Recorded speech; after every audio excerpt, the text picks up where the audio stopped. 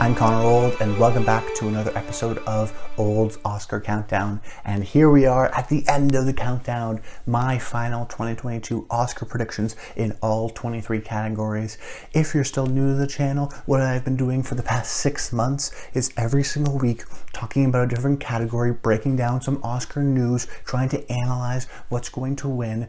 Early on, we had CODA getting in the Best Picture nominee. I always thought of it as a potential spoiler, and now it's coming here. Even certain things like the maybe more recent Belfast original screenplay potential spoiler, all these sort of potential upsets, a lot of them have been sort of predicted early on by myself. This is also the 6th year I've been doing this, and we have 75% accuracy in Oscar nominations and have been done very well in terms of actually predicting the Oscars as well.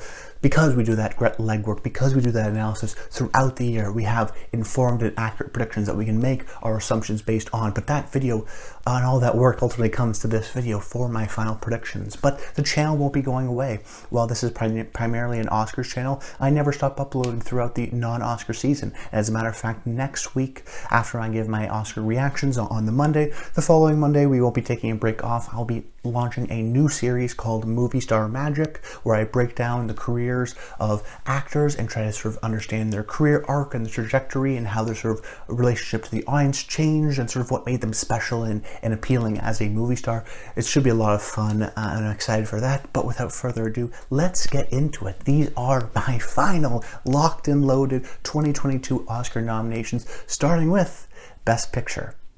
And my pick for Best Picture is CODA. Now, we really have sort of an Oscar race, I think, going into the night. I think it's almost a 50-50 shot between CODA and The Power of the Dog.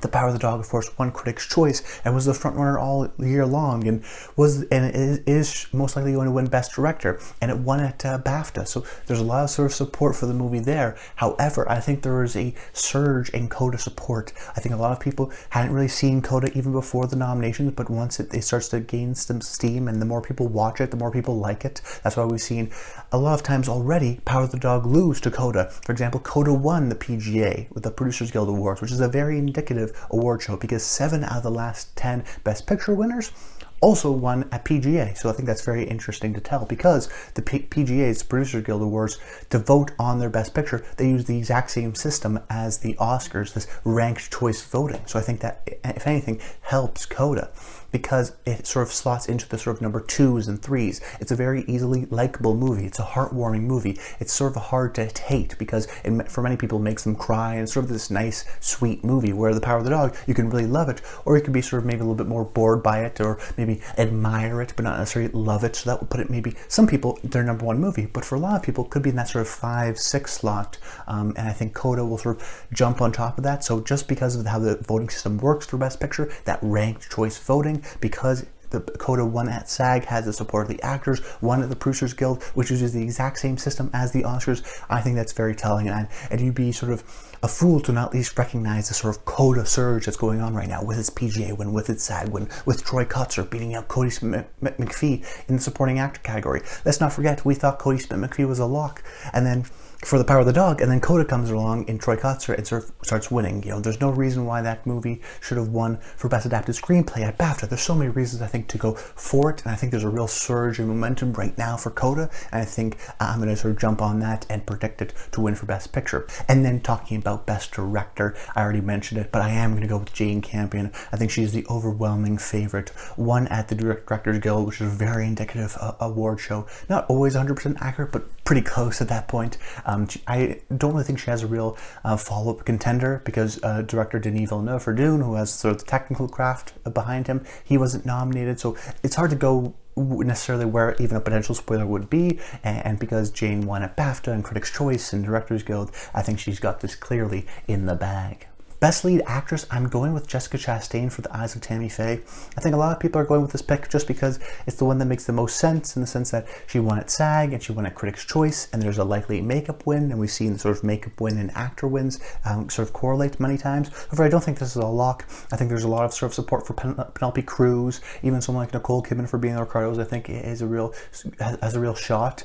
I wouldn't be surprised if someone like a Penelope Cruz wins, but right now I think Chastain has been campaigning really ever since Toronto has been campaigning hard, whether it be social media or showing up to Q&As and promoting her makeup team. I think she's been saying and doing the right things. She's an actress that's been nominated before and is well liked within the Academy, however, has never won. And despite a lot of people not necessarily loving the movie, it did get another nomination in the makeup department. So it does make sense with her SAG win and Critics' Choice wins, and the BAFTA we sort of can't regard because the people who were nominated there weren't nominated at the Oscars. Then Best Lead Actor, I'm going to go with Will Smith. I think another sort of clear winner, particularly in the acting race. I'm glad to see him win because he is one of those guys who has been trying for so long, I feel like, but now has sort of finally achieved that. He was really hot out of the gate and then sort of went to hiding a little bit, but then once he started winning a lot of these award shows, especially at SAG, he was giving these sort of terrific speeches to remind you, oh yeah, that's why I like Will Smith, that's why he's a movie star, I just want to see him give another speech. I think there's a sort of a lot of appreciation for that. King Richard is a well-liked movie, Best Picture, Best Editing, Best Screenplay, another acting award too, so that makes sense in the sort of historical lineage of Best Actor wins. Then Best Supporting Actress, another I think clear lock and frontrunner, it will be Ariana DeBose for West Side Story. West Side Story, I don't think it's going to get any other wins, so it should get somewhere. This is the easiest way to do it. Rita Moreno originally showed off the role of Anita in the 1960s West Side Story, in which that movie also won Best Picture, so now we're here 60 years later with another West Side Story with another Anita, and I think Ariana DeBose will win for this year for playing that sort of dynamic and great role. She's this sort of breakout talent, often in the actress categories in particular. We see sort of younger people winning these awards, the sort of ingenue, the sort of new sort of breakthrough actress. That's typically how we win actress winners, so I think that's telling. So she has sort of younger element, she has the support of a West Side Story. She's also been winning everywhere, even in a place like SAG, which didn't even really like West Side Story, she still won at SAG. So there's a lot of support. Even if you don't necessarily like West Side Story, you still at the very least like her, and the Academy also likes West Side Story. So this is a double combination. I think she'll easily win. And then Best Supporting Actor, I mentioned it, but I am going to go with Troy Kotsur for CODA. You know, I had some suspicions when Cody Smith-McPhee was sort of in the lead there because he's so young and he's not in the first half of the movie very much. However, Troy Kotsur, I think, is the more traditional Best Picture winner. And that's why I went with a movie like CODA, to win Best Picture, because I think it's going to win Best Supporting Actor, and I also think it's going to win for Best Adapted Screenplay, and that's a very traditional path to win Best Picture. It also often helps to have an acting winner to win Best Picture. And Troy Kotsur is the sort of more supportive, emotional role that we've seen, whether it be someone like Alan Arkin in Little Miss Sunshine, for example. It is sort of the emotional but funny but also heartwarming element. He's been winning everywhere at SAG, at BAFTA, and Critics' Choice, so I do think he will take this. Then Best Original Screenplay. This is a tough one for me, but ultimately, I think I'm going to go with Licorice Pizza. You know, I was sort of warning people before of Licorice Pizza, like narratives with PTA, they don't necessarily always stay true, watch out for Belfast, and I do think this is still a race that's almost 50-50 or 35-35, and then Don't Look Up has some support there too. It's going to be hard to tell come Oscar night, but I went with Licorice Pizza because of this. Because it won at BAFTA, and I can't shake the fact that Belfast, which was a huge hit in England, didn't do well at BAFTA, didn't win the Screenplay Award at BAFTA. That's strange. It did win at WGA, but Belfast won at WGA, but WGA has been more and more different than the Oscars, you know, giving it toward movies like Eighth Grade, Borat in years past. So there is some sort of skepticism on my part that Belfast is going to win, and Licorice Pizza does seem more of the traditional winner, the most original. I do think there is still a narrative that Paul Thomas Anderson has never won an Oscar before, so this is an easy way to give it to him. Let's not forget that Licorice Pizza, not Belfast, Licorice Pizza was nominated for Best Editing, which is a very strong sign of whether or not the Academy likes your movie. And I think Licorice Pizza is a movie just in general that is, and Paul Thomas Anderson is more sort of appreciated in the Academy more than any other branch. So I think Paul Thomas Anderson, because of his movie in Licorice Pizza, feels like the more traditional, most original screenplay. It does feel like the most original in terms of the type of movies that do win. I think actually Licorice Pizza in a certain way is similarly seen as a movie like Belfast in terms of its overall above-the-line support. And I think there is still that narrative that Paul Thomas Anderson has never won before, and this is an easy way to give it to him. However, that being said, it is still a true up-in-the-air contender. Best Adapted Screenplay, like I mentioned, I'm going to go with CODA. It won at BAFTA and it won at the WGA Awards, and Power of the Dog is sort of a definite contender for sure, but it only won at Critics' Choice Awards. So if I'm picking between Critics' Choice importance or BAFTA importance, I'm going to go with BAFTA just because we have actual Academy overlap. There are members of BAFTA that are also members of the Academy, whereas Critics' Choice are just a bunch of critics. Now, they are sort of indicative in their own respect, but they actually don't comprise of any voters. And I think of the sort of support of CODA. We saw it win PGA. We saw it win SAG. We know it has the support of the industry. And we had an industry award in the BAFTAs giving it Best Adapted Screenplay, which in my opinion, it probably shouldn't have won if it wasn't a real serious contender. I mean, it won Best Adapted Screenplay at BAFTA, despite The Power of the Dog winning for Best Film. As a matter of fact, CODA wasn't even nominated for Best Film at BAFTA. So I think that's fascinating, the fact that CODA won there, then its recent PGA win. I also think it's more of the traditional kind of a winner, an adaptation of a French film that isn't the best, and CODA is much better than that. So in terms of the work of adaptation, it really does bring it above another level. Terrific structure, great sort of payoff of humor and heart, and I do think sort of the support of Best Picture will sort of push CODA over the edge. And I think CODA fits into the box of the sort of feel-good winner. If you think of Green Book, if you think of King's Speech, these rousing kind of movies that win Best Picture, well, both those movies won for Best Screenplay. So I think that's an interesting little tidbit as well, that these type of feel-good Best Picture winners often get a screenplay win as well. So I think CODA's going to win for Best Picture, therefore I think it's going to win for Best Adapted Screenplay. Best Editing, I went with Dune. You know, this is a category where I think you could not make a strong case for any one of the nominees. You can essentially sort of attack any one of the nominees. So it's not a matter of fact of what has the most positives. I think it's a matter of fact of what has the least amount of negatives. You take a movie like King Richard or Tick, Tick, Boom. They won at the Ace Eddie Awards, the Editing Guild. However, both were not nominated at Critics' Choice or at BAFTA.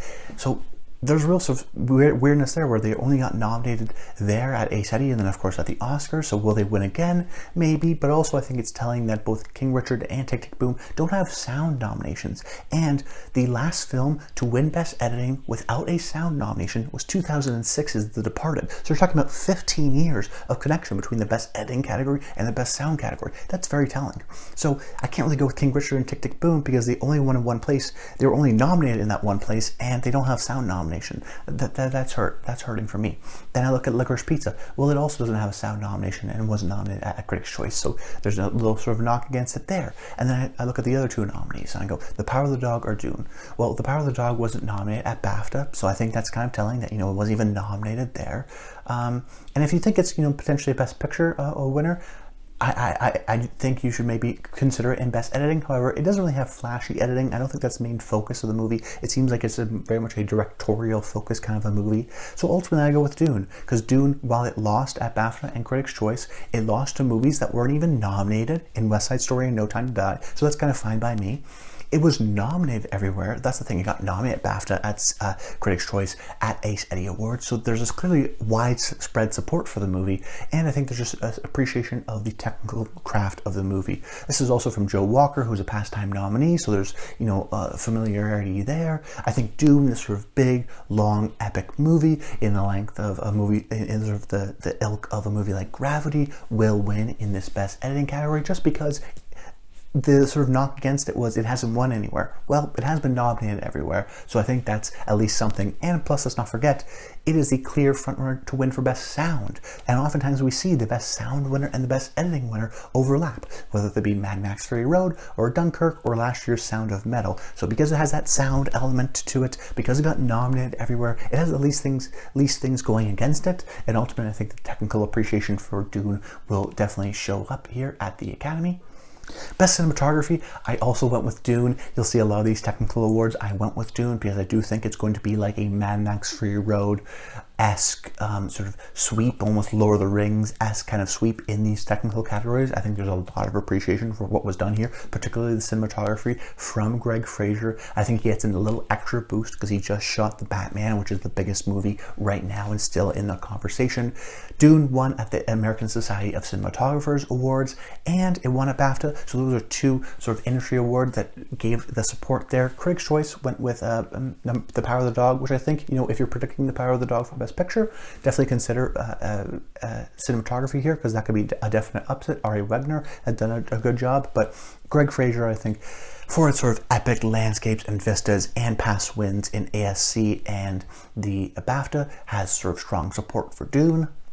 Then Best Documentary, I'm going to go with Summer of Soul. It is the sort of most entertaining, rousing movie. Of course, has that celebrity director in the case of Questlove. It won at PGA. It won at BAFTA. You know, even got an editing nomination at BAFTA. So there is more widespread support for the movie than even just in the documentary category, and I think is the most easily liked. So I'd be surprised if Summer of Soul doesn't win.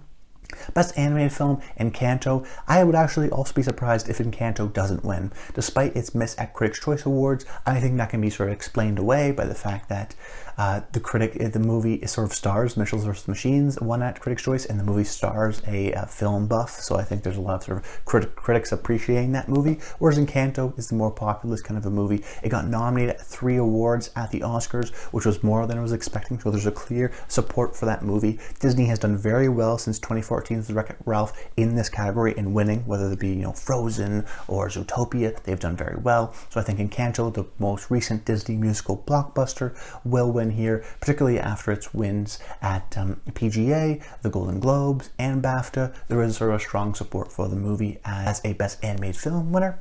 Then Best Costume Design, I'm going to go with Dune. This is one of those things where I can go with the sort of clear frontrunner #1 slot in all these categories, but Best Picture, original screen. Best Picture, I kind of went on a little bit of a limb, but Best Original Screenplay, I think, is kind of a little bit of a weird one. But I think Costume Design is probably my most bold take, my most hot prediction, my one that I just feel in my gut that if I don't go with this, I'd really hate myself. Because I look at Cruella and I'm really skeptical of it as a winner. It has won everywhere, so that's sort of the benefit of it. But that being said, it was not nominated for Best Production Design. It's also not a Best Picture nominee, versus something like Dune, which is a Best Picture nominee, which is the frontrunner to win for Best Production Design. And oftentimes, costume design and production design, those categories are clearly overlapped. As a matter of fact, if you look at the past 10 years, if you look at those 10 years winners of costume design, only 2 of those winners were not nominated for production design, in the case of Little Women and Phantom Thread. But they're easily explainable in the sense that they were both Best Picture nominees. They were both well-liked movies with lots of nominations. Now, they didn't have a Best Production Design nomination, but that doesn't matter. They won everywhere else. They were Best Picture nominee. Then I look at a movie like Cruella. Cruella doesn't have a Best Production Design nominee. It just has a Best Costume Design nominee. However, it's not even a Best Picture nominee. As a matter of fact, it only has 2 nominations. Is this a really well-liked movie over a movie like Dune, which has sort of strong technical craft appreciation? I'm skeptical of it. You know, I think that also the Best Costume Design, if you look at the past winners, whether it be Mad Max Fury Road or Fantastic Beasts or Black Panther, the costume designs aren't these sort of big dress movies like Cruella. They're the sci-fi movies like Dune. So I think Dune actually fits the mold of the more recent winners. It's also Best Picture nominee, and I think a lot of people are going to just check off Dune for a lot of these technical categories, and I think that in these categories, a lot of people just vote for the movies they like the most, rather than the movie that actually has the best artistic craft. Then Best Makeup and Hairstyling, I went with The Eyes of Tammy Faye. Jessica Chastain, in conjunction with the team, have been doing a great job campaigning. Jessica has been posting a lot on social media of actually her transformation and how it was done. Oftentimes, if you look at the past 4 winners, okay, every single one of those Best Makeup and Hairstyling winners had an acting nomination, and in this case, The Eyes of Tammy Faye is the only movie that has an acting nomination in the case of Jessica Chastain. Oh, by the way, Jessica Chastain is most likely going to be the winner in Best Actress. That's what I'm predicting, at least. So we've seen these winners in makeup and in acting in before, whether it be Gary Oldman for The Darkest Hour or Meryl Streep for The Iron Lady. We see this connection before. So I think because Jessica Chastain has sort of emerged as a frontrunner, and because if you look at the past 4 winners, each one had an acting nomination, and you look at this year's group, The Eyes of Tammy Faye is the only movie that has an acting nomination. A lot of things going for it, and it has been winning in places like BAFTA and Critics' Choice. Best Production Design for Dune has won everywhere, well-respected technical movie, and there's really sort of no reason to disbelieve it. You know, maybe go with the surprise Nightmare Alley. We know there's a lot of support for that movie there. However, I think just because Dune has been winning everywhere in production design, I can't really go out on a limb and go for a movie like Nightmare Alley, just because Dune has so much of the sort of pre-existing awards and support.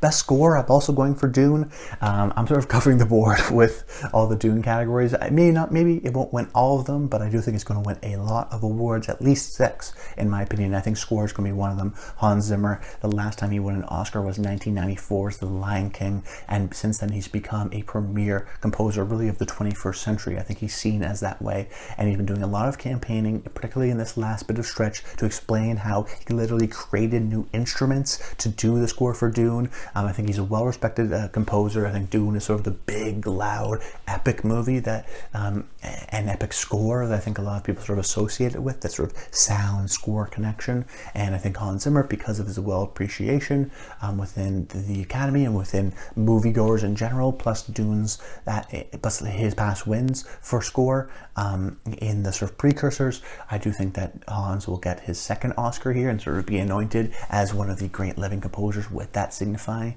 second Oscar. Best song, I went with No Time to Die. While I do think Dos Oruguitas maybe for Encanto could spoil, ultimately I'm going to go with the safe pick. I'm going to go with No Time to Die. The past 2 Bond movies won for best song. I think there's still a prestige kind of appreciation and a viewpoint of the new Bond movies, whereas the old Bond movies were a little bit kitschy. I do think there's sort of an appreciation for them now, particularly if you look at, a award show like BAFTA, in which No Time to Die won for editing and No Time to Die got nominated for best cinematography. I mean, there's a lot of sort of technical support for the movie, particularly, of course, within the British Academy, but I think with the international fan base at large, Billie Eilish is a sort of emerging star. I think No Time to Die will be sort of the easy, no-brain pick, and I think there'll be enough of those. And maybe if Encanto was, we don't talk about Bruno, that maybe could have won, but because it's not that, I don't think it will win. Then best sound, as I mentioned, I'm going to go with Dune. Clear winner here, been winning everywhere. Won big at the Motion Picture Sound Editors Guild. Recently just won at the Cinema Audio Society, so won there too. Big support for Dune overall for best sound. It is the sort of big, loud, technical sci-fi fantasy feat of the year, and I do think it should easily win for best sound. Best visual effects, I also went with Dune. Here won at BAFTA and won big at the Visual Effects Society Awards. And sort of from the bake-off and the initial kind of awards discussion and analysis that we sort of have been looking at, it has sort of been the clear winner. There hasn't been a real threat, and I think sort of it's a merge of practical but CGI and blending and really being so seamless about it. Dune should win, and I expect it to win for best visual effects. Best International Feature is going to go to Drive My Car because it's the only International Feature nominee that was nominated for Best Picture and Best Director, so it's clearly going to win here as well. Best Animated Short, I'm going to go with Robin Robin. This is from Netflix and Aardman, so Netflix has this sort of campaigning support that's been pushing this and putting this in front of the right people. Aardman, of course, is a sort of claymation studio, and there's an intense amount of appreciation for that studio and for the claymation stop motion style, whether it be Leica's nominations, but Aardman's nominations in its own right. It's sweet, it's charming, it's good for the whole family, so there's a broad amount of support of the movie, and I think sort of the combination of Netflix and support there and the prestige of a studio like Aardman, it should win for Best Animated Short.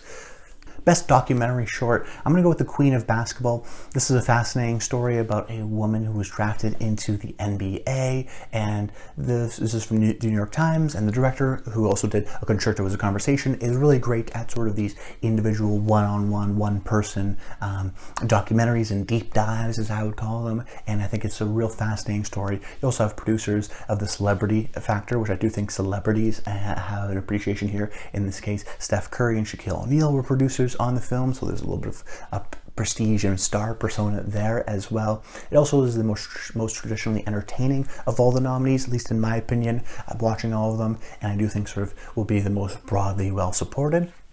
And then for Best Live Action Short, I'm going to go with The Dress. Now, this is a little bit of a controversial, out there kind of a pick for a lot of people, but in my opinion, it makes a lot of sense. It's most recently been shown on HBO Max, so it's increased visibility. I think will sort of help it in the final push of the Oscar season. It's also the movie which has the most sort of, I would call, traditional narrative, in the sense that we have a singular protagonist who we sort of watch as she goes through trying to understand dating, and it's really a heartbreaking story, and I think an unforgettable kind of a short. You sort of watch it and are, I think, really blown away and impacted by the ultimate result of the story, and I do think it's the most different as well well as compared to the other shorts. And for a lot of people, when you're watching the shorts back to back to back, like a lot of voters do, I think just watching one that's completely different than the other ones and leaves you with a sort of lingering, like, wow, what a powerful, impactful, emotional statement.